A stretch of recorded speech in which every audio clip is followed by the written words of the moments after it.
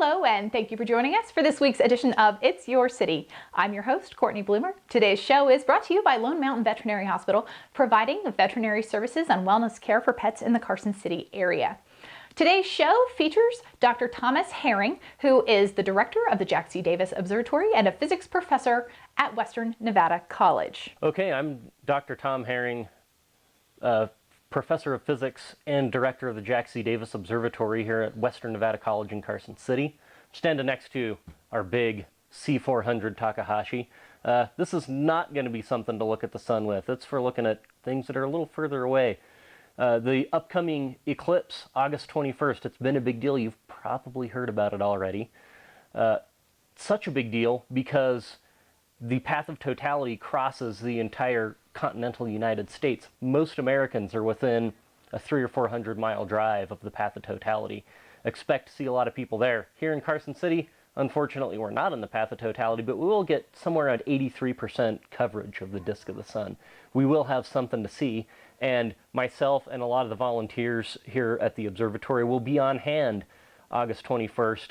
We'll open the doors around 8:30 a.m. just in time to see the onset around 9 o'clock local time. We'll see the shadow of the moon start to pass onto the disk of the sun. We'll get totality somewhere around 10:30, 10:40, and then we'll see it pass off.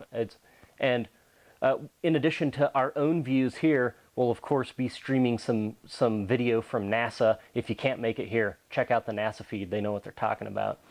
We'll have a lot of different ways to view the eclipse. Besides telescopes with solar filters, we'll also have our sun spotter. We can gather a small group, 4, 5, maybe 6 people around and see a nice image of the sun.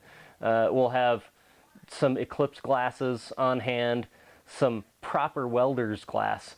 All of these things are necessary to safely view the sun. Don't just go look at the sun, even during a total eclipse. There's still enough light coming from the sun to do damage. Always make sure that you're using a proper solar filter. We'll have all those things on hand here and we can show you how to do that. You may have heard about welding goggles. Well, you got to make sure they're the right kind of welding goggles. Number 14 welding glass or nothing. So check if you are planning welding goggles for the eclipse. You may not have the right kind. We'll have some here.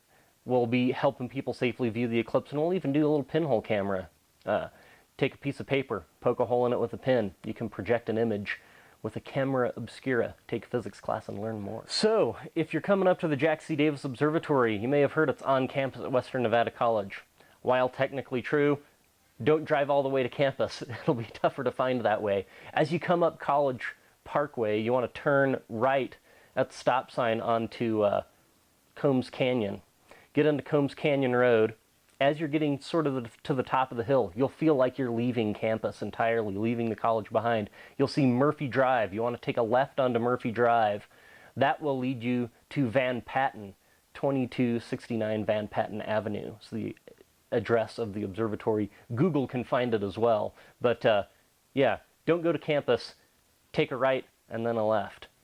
Combs Canyon and then Murphy Drive. You'll be able to find us that way. So if you miss this eclipse event in North America, your next chance to see anything much like it is in 2023. We'll have an annular eclipse that'll come across the continental United States.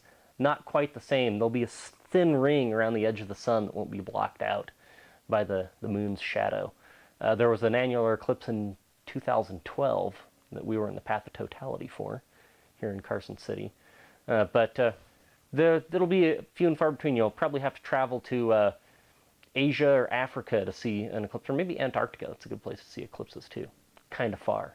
There are some lunar eclipses coming up. January 31st, 2018. There's a lunar eclipse which we should catch most of here in Carson City, a total lunar eclipse. But local time it's going to be about 5 a.m., so 5 a.m. in January, maybe a bit of a hard sell for outside with a telescope.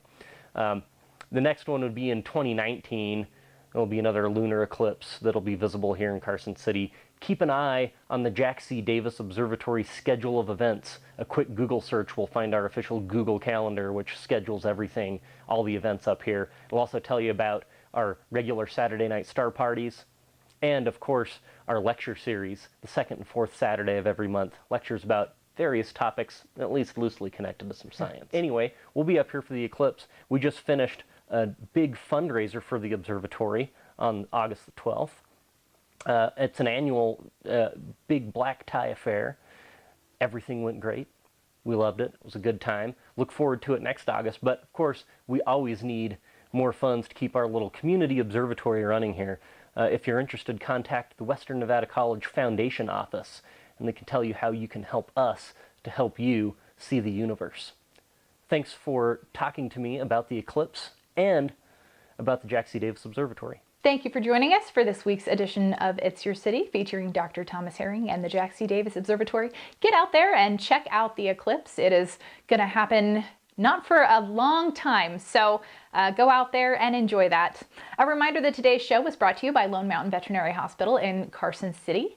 I'm your host, Courtney Bloomer. Thanks for joining us. We'll see you next week.